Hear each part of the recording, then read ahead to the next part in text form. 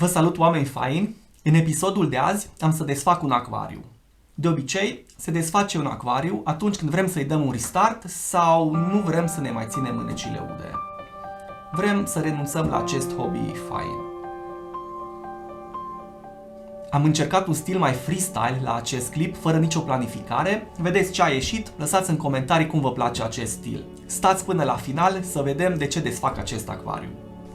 Ce am făcut până acum este că am scos apă astfel încât atunci când umblu cu mâna să nu dau afară și mi-am pregătit niște ustensile și niște echipamente de care știu că o să am nevoie. Mi-am pregătit un prosop, mi-am pregătit o lavetă ultra absorbantă. Laveta asta o să ne fie de folos în foarte multe feluri. Și mi-am pregătit niște ustensile ca să pot să curăț acvariul, pentru că îmi place să fie acvariul curățat atunci când este desfăcut. Și mi-am pregătit și acest mic recipient pentru a scoate apă, pentru a pune diverse chestii micuțe atunci când o să scot din acvariu. Ok. Și până mai am apă în acvariu, o să încerc să curăț acvariul cât de bine pot. Da, o să folosesc ca de obicei o racletă. Ce e interesant cu racleta e că atunci când curăț, racleta ia și aduce apă pe sticlă.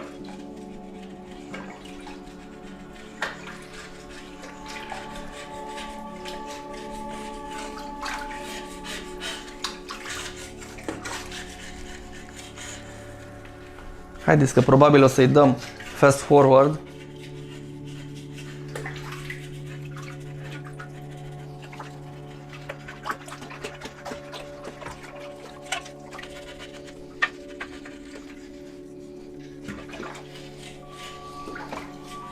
Mă mai uit așa din lateral să văd pe unde a rămas alge.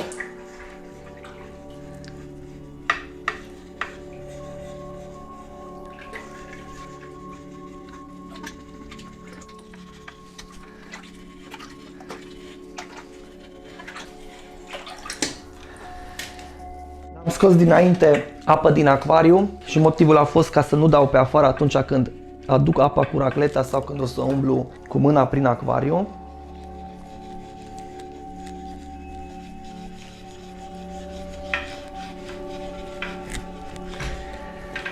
Nu prea îmi fac griji pentru mizeria care se ridică, pentru că mai târziu oricum o să trebuia să scot toată apa.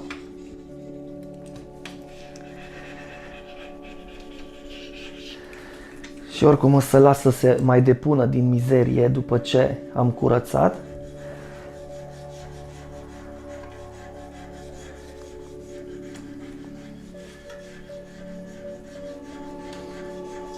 După cum vedeți, nu am mâneci lungi, deci nu o să ud mânecile azi.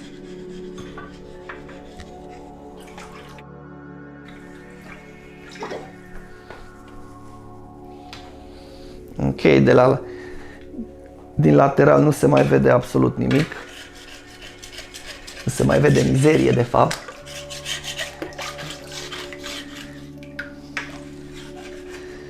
Ok, aici trebuie să insist puțin mai mult.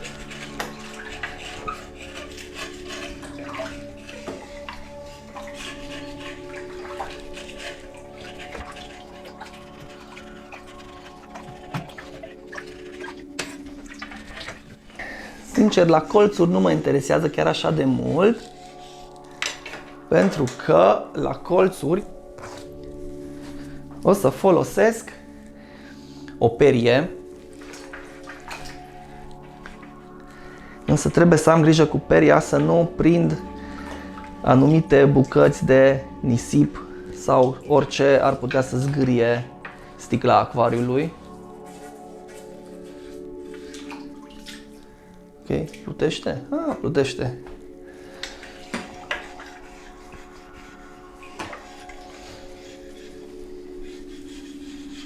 Ok, din lateral mă uit să văd pe unde s-au mai depus alge.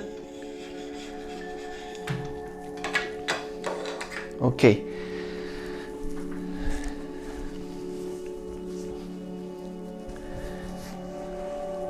Și o chestie care am uitat-o din start. Am uitat să ridic lampa.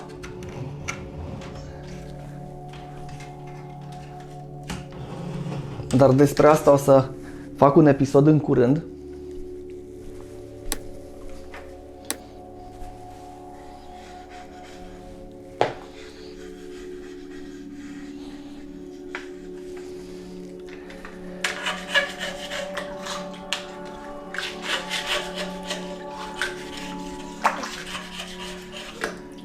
Cred că nu sună prea bine.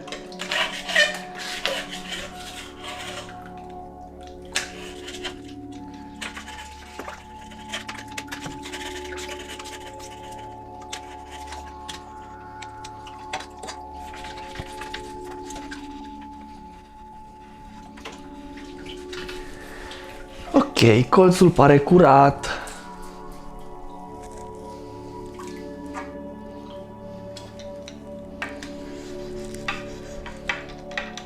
Și atunci continuăm, mă uit din lateral.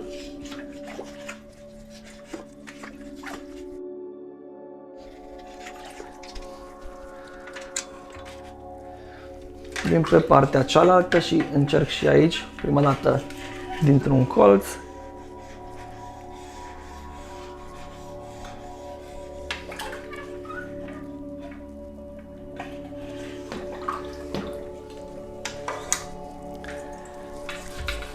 Ok, urmează colțul.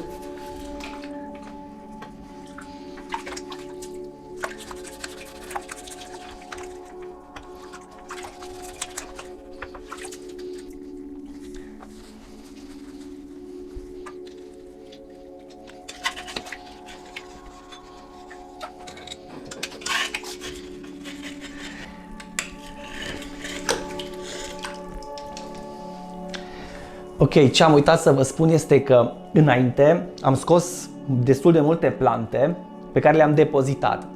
În cazul în care n-ați văzut videoul, puteți vizualiza videoul aici.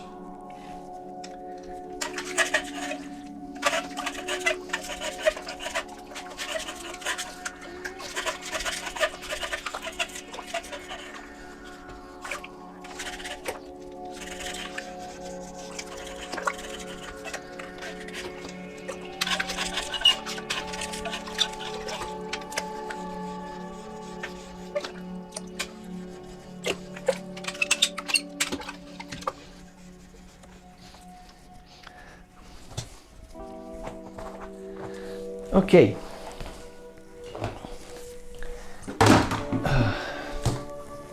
Am mai păstrat aici niște plante pe care urma să le trimit unor colegi. De fapt, astea sunt donate.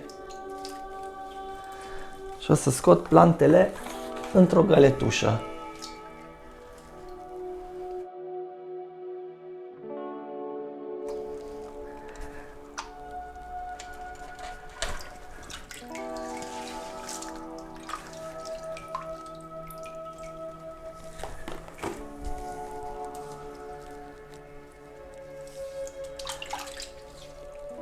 O să spăl rădăcinile aici în apă.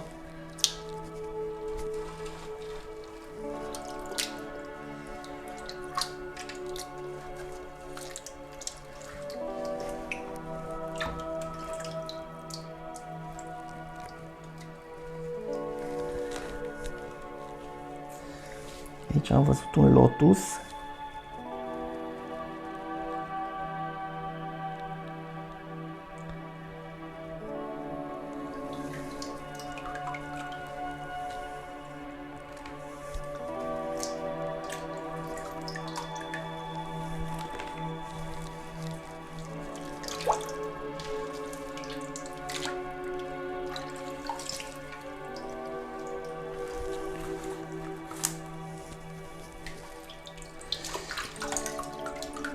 Trebuie să am grijă atunci când le bag în găletușă să nu se rupă.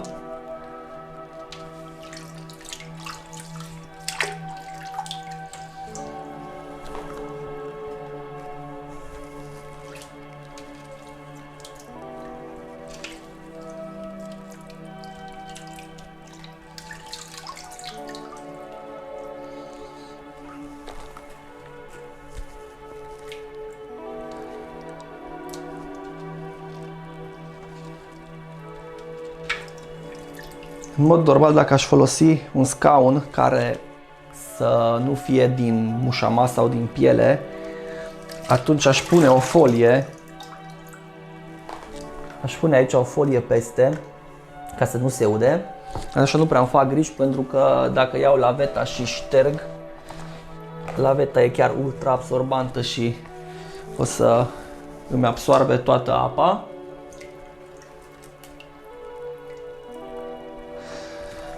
Haideți să mai scot niște plante.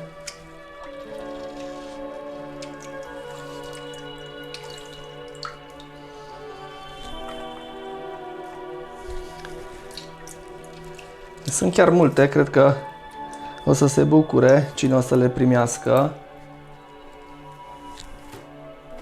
Și sună telefonul.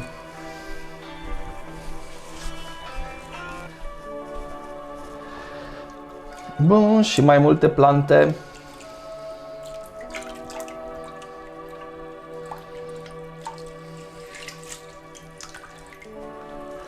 Plantele astea pe care le scot se numesc Vallisneria și o să crească foarte ușor.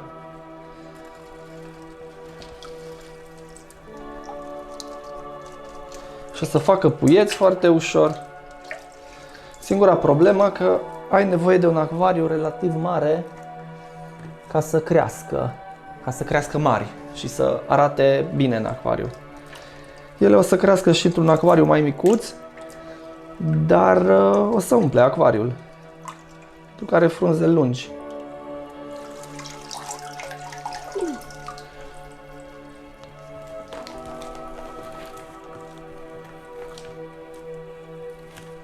Și cred că sunt unele bucăți care au chiar și 1 metru.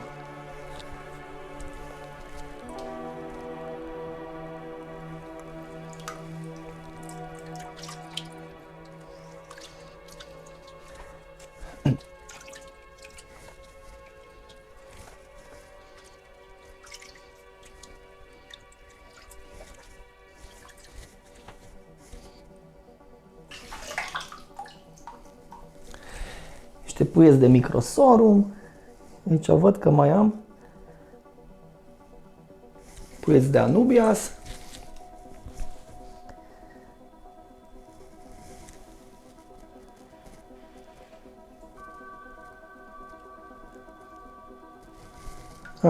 Criptocorine.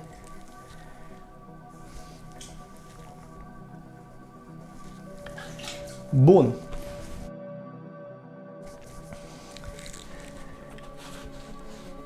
Și cred că nu se mai vede nimic în acvariu, dar nu contează. Ok. O altă găletușă și dacă n-ați văzut videoul, puteți vizualiza aici videoul despre aceste. Stați așa că sunt destul de grele, sunt pline cu apă. Asta e un substrat de umplere.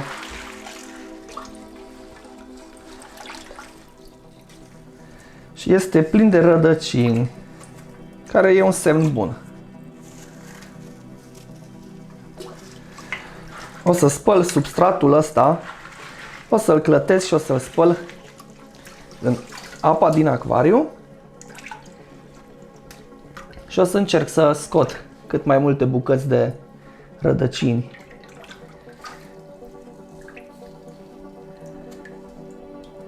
Se pare că acest săculeț în care a fost pus și-a făcut treaba destul de bine, pentru că rădăcinile nu au pătruns, ci s-au atașat.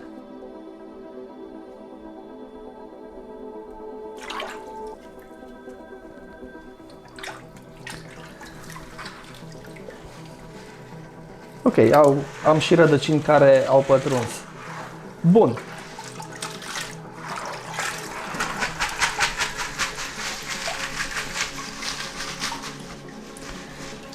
Substratul ăsta de umplere intră în găletușa asta.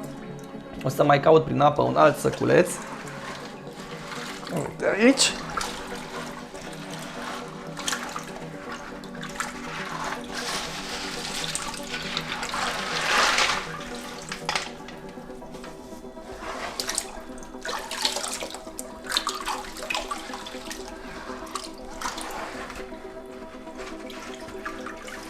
Pe cât posibil o să iau rădăcinile.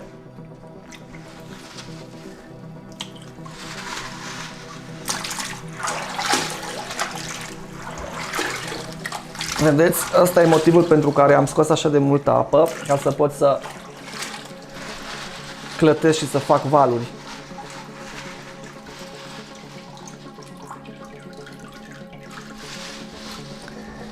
Bun. Încă un substrat de umplere salvat. Sincer, nu simt să fie alt substrat de umplere, așa că avansăm la stadiul următor.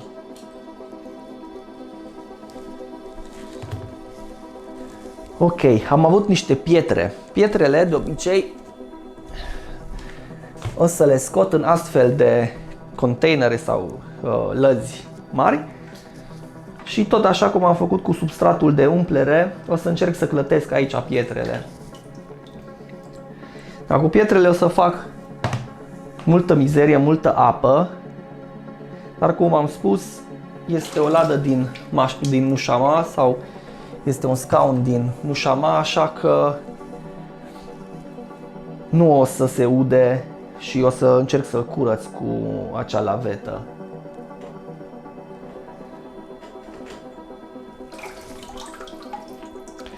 Între timp mai salvez și niște plante. Plantele o să ajungă în găletușa micuță.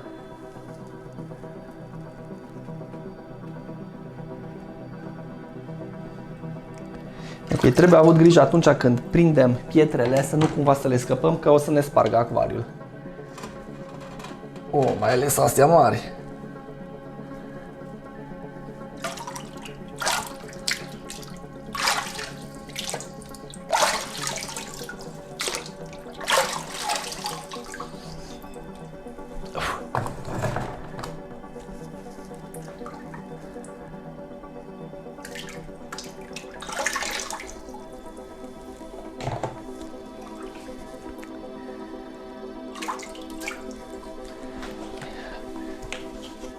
Cum ziceam cu scaunul, în cazul în care nu avem un scaun din mușama sau din piele, sau chiar și dacă avem, poate este bine să punem o folie de aceea alimentară peste, ca să nu se îmbibe cu apă. Eu nu prea îmi fac griji pentru că am mai făcut treaba asta și știu că nu se îmbibă cu apă. Haideți că o să mai caut să văd ce pietre găsesc. Și se pare că mai sunt multe și mari.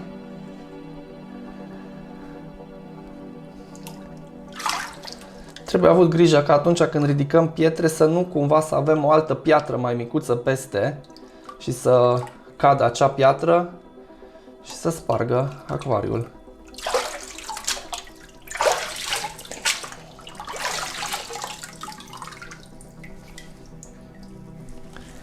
Dita mai piatra.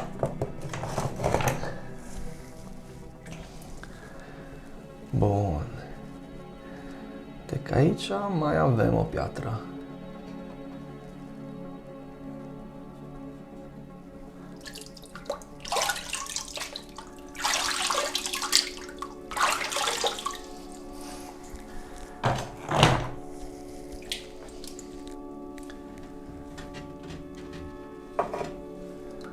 Și încă una.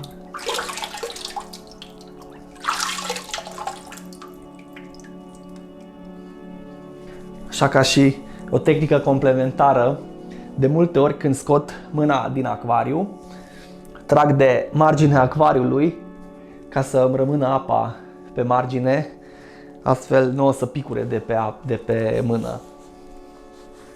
Mai găsesc niște pietre micuțe. Cred că astea erau pietrele acele de detaliu pe care s-ar putea să nu pot să le salvez sau să le salvez împreună cu substratul.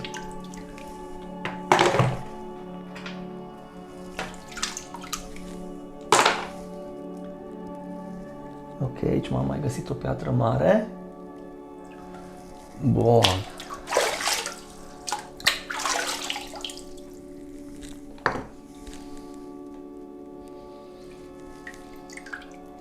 Sunt foarte multe plante care o să ajungă la gunoi.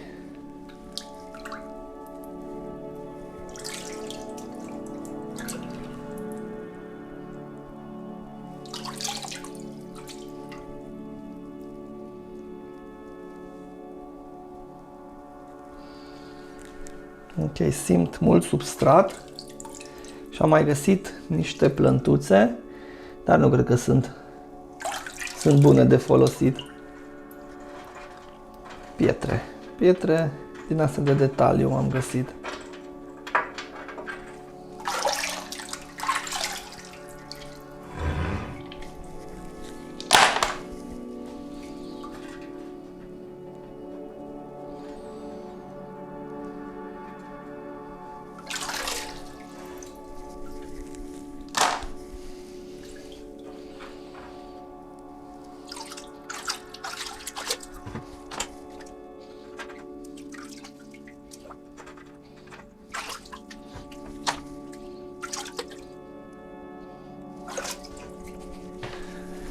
Cam asta este motivul pentru care nu este bine să deranjăm substratul activ, pentru că toate bucățile astea, toată mizeria asta ajunge în coloana apei, toată mizeria asta conține nitrați, conține poate amoniac și putem să ne dăm acvariul peste cap. Bun, o să fac puțin spațiu aici că o să am nevoie, pentru că o să trebuiască să scot apă și o să trebuiască să scot substratul. Așa că astea o să le car afară. Oh, fucking heavy!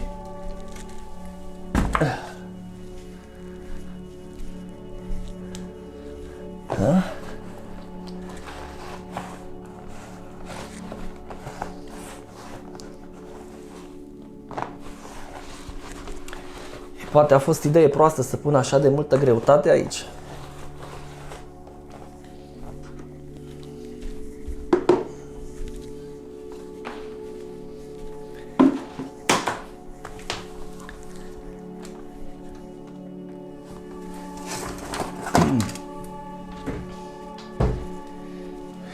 Bun, acum o să scot toată mizeria asta cu un minciog.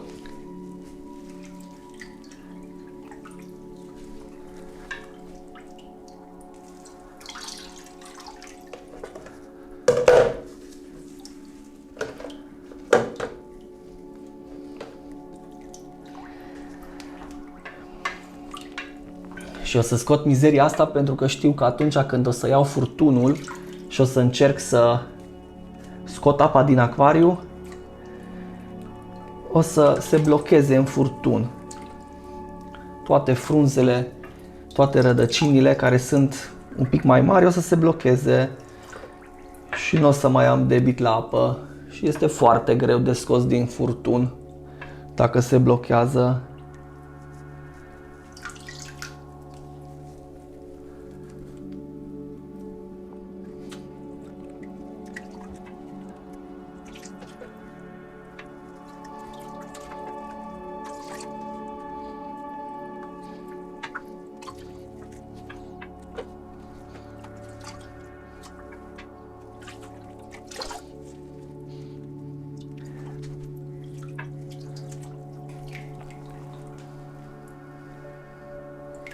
Ok, se pare că nu prea mai am ce să scot.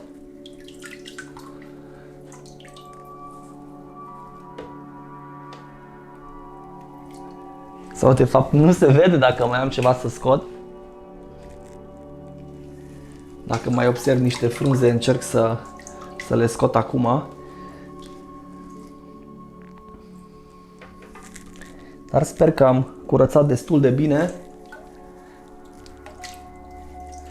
de resturi vegetale și așa că o să trecem la faza următoare.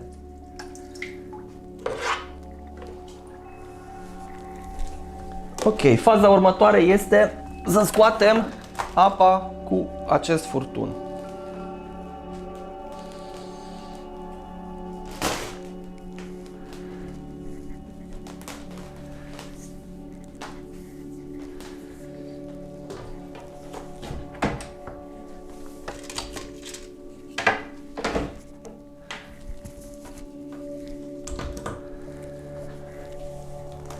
Ok, furtunul ăsta ajunge până în baie.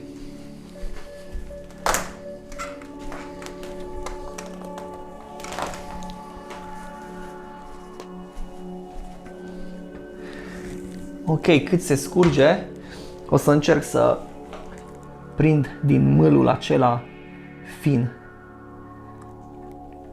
Și uite că am prins o frunză care aproape că îmi blochează furtunul.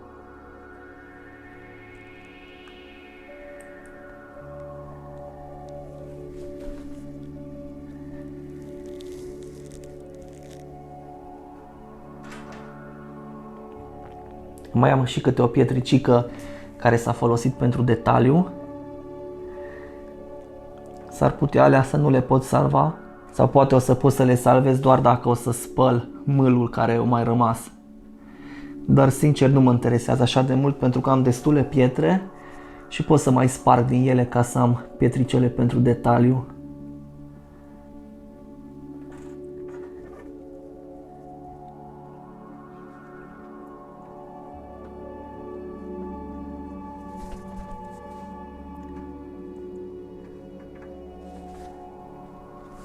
În cazul în care văd că mai am pietricele pe care aș putea să le prind cu furtunul, atunci încerc să văluiesc apa de acolo ca să ridice mâlul și astfel pot să trag mizeria de la o depărtare mai mare.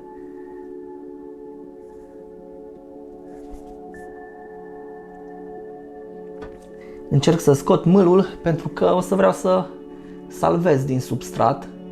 Nu o să refolosesc substratul ăsta pe un alt scape, însă o să folosesc substratul acela pentru bonsai și pentru alte plante.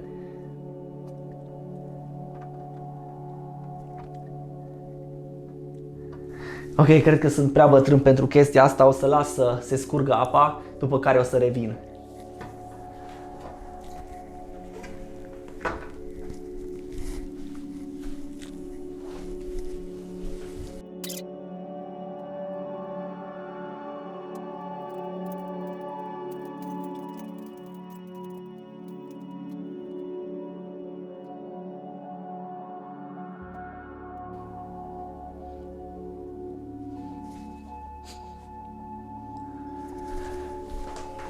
Ok, pentru că nu îmi place să aștept și să nu fac nimic, o să mai salvez din apă și o să ud plantele între timp.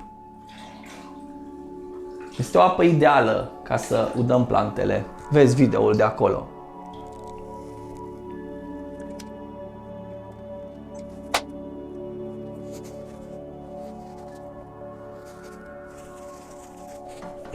Ok, între timp ce s-a mai scurs apa, o să încerc să scot mizeria care a mai rămas pe fund, niște frunze mai mari și vată, rădăcini.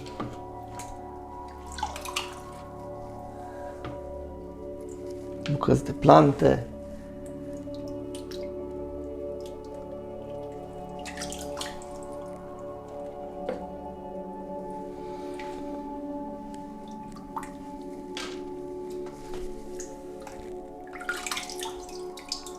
Ventuze.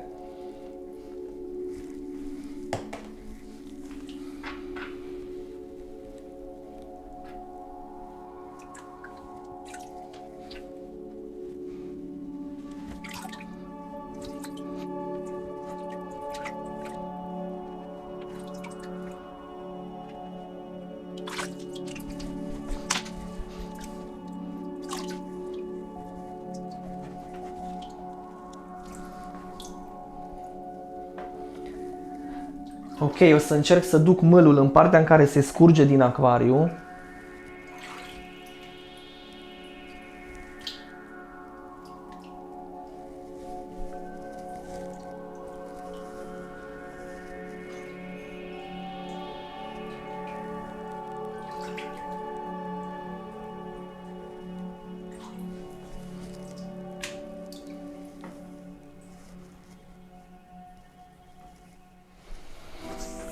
Bun, dacă s-a scurs apa, o să scot substratul ce a mai rămas și ăsta o să-l folosesc în viitor la bonsai, nu o să-l mai folosesc la alte acvarii. O să ajut puțin și cu furtunul ca să mai pot să trag apă chiar dacă a rămas foarte, foarte puțină.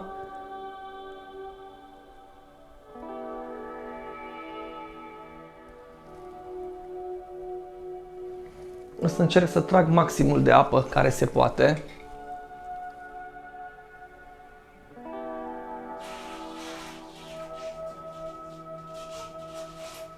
Bun, mai mult de atât nu cred că să reușesc. Așa că să zicem că am scos toată apa. Ok, haideți să scoatem mizeria asta. O să folosesc recipientul ăsta ca să scot majoritatea substratului și după asta o să folosesc o lopățică să scot ce a mai rămas.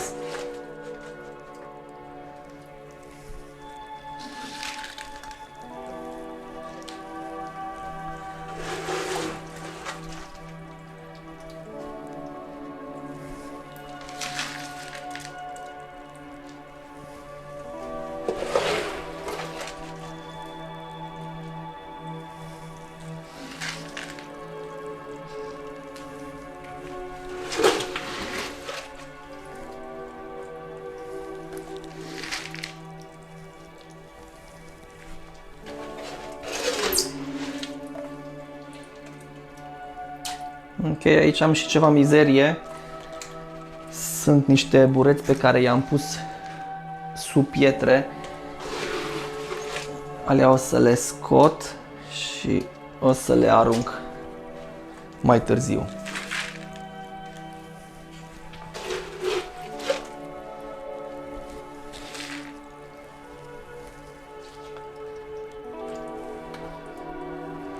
Ok, o să fac într-o parte o mică gaură ca să se scurgă apa acolo.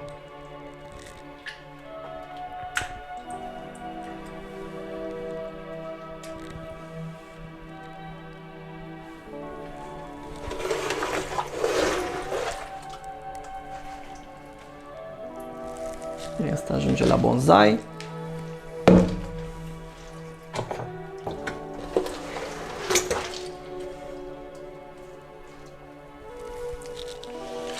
Ok, substratul ăsta activ este o mizerie.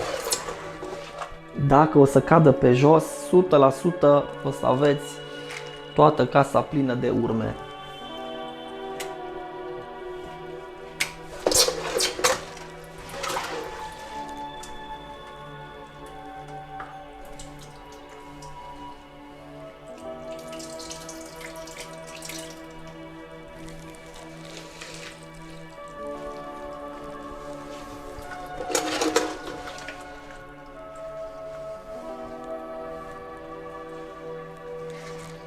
Ok, o să încerc cu mâna să adun cât pot din acest substrat activ pe care o să-l salvez.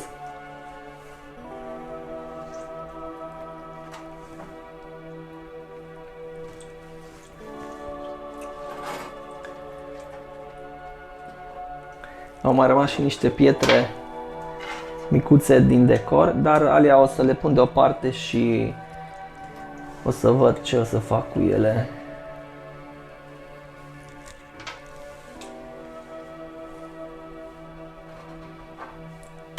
Ok, aici se pare că am doar mâl.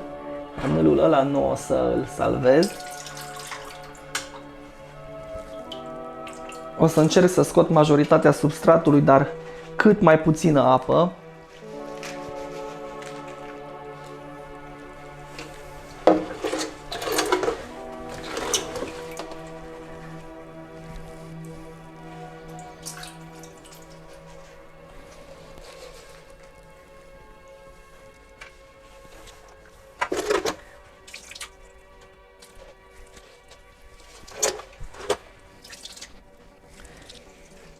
Bun, atât cu recipientul.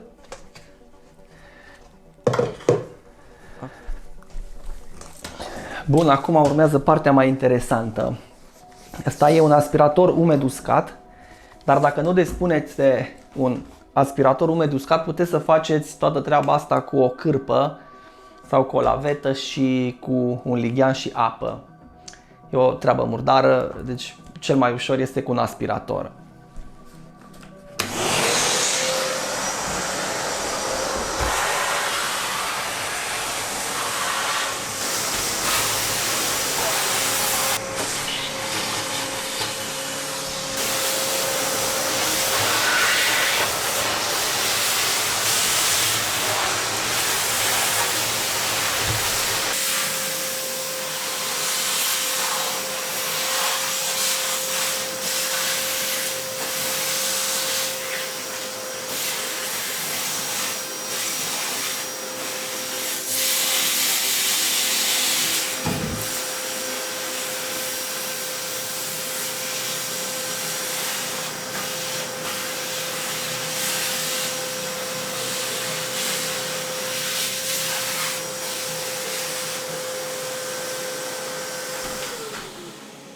Ok, mai clătesc și mai spăl de câteva ori geamul.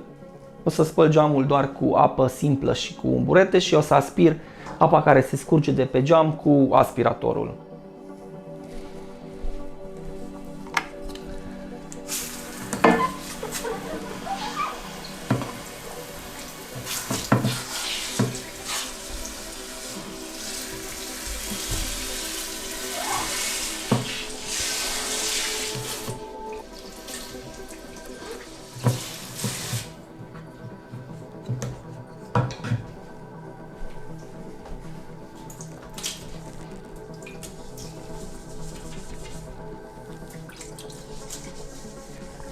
Nu este cea mai bună idee ca să iau apă din acvariu, pentru că aș putea să iau și bucățele de nisip și aș putea să zgâriu sticla acvariului, dar mă risc.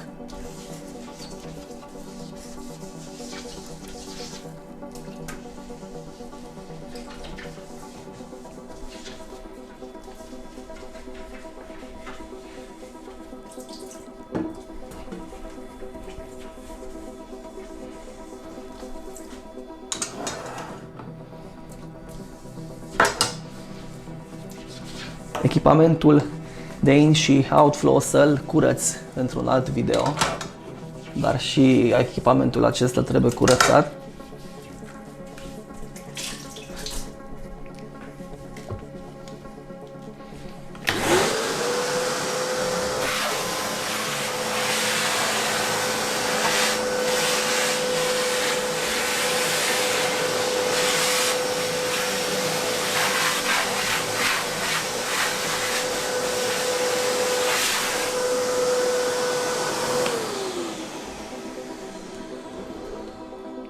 Bun, acum o ultimă curățare cu laveta mea magică și cred că am terminat. O să curăț și în interior, apoi o să curăț și în exterior și avem un acvariu pregătit pentru un no-scape.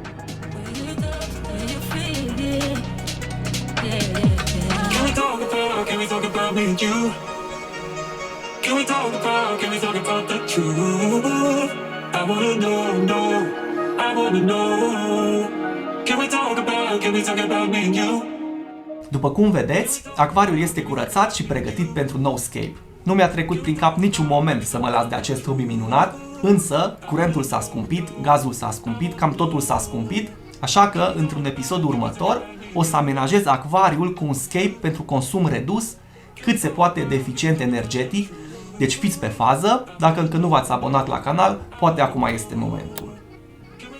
Ca de obicei, v-am lăsat link-uri în descriere la toate produsele folosite în acest clip, în caz că vreți să le cumpărați sau vă interesează prețul lor. Bine, oameni faini! Până data viitoare, toate cele bune, pace pe pământ și nu uitați, țineți-vă mânecile ude!